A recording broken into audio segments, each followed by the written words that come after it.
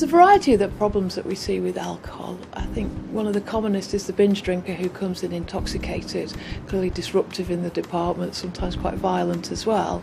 And then we also have problems with younger people, sometimes underage people who've come in drinking, and obviously create problems with for paediatrics. And then probably the third group is the people who've got alcohol dependency that are regularly drinking.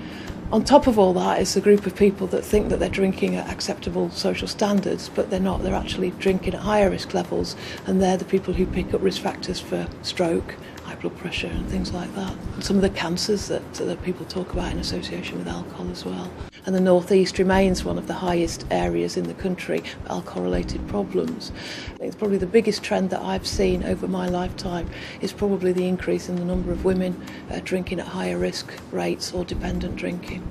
The other trend I think that I've seen is the increase in elderly drinkers, both men and women, and this is sometimes related to loneliness and isolation, or sometimes people who've always drunk at higher risk levels and have continued into old age. So, for example, in the last few weeks we've had someone who's fallen downstairs in his 70s but has fallen because he's been intoxicated. And clearly as you get older I think people are more susceptible to alcohol, so what they thought would be okay for them now actually is causing unsteadiness, so we get a lot of alcohol related falls in the elderly as well.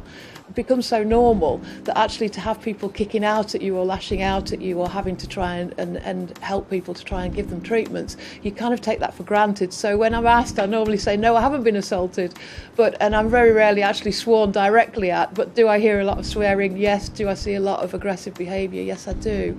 And I don't think that has changed at all.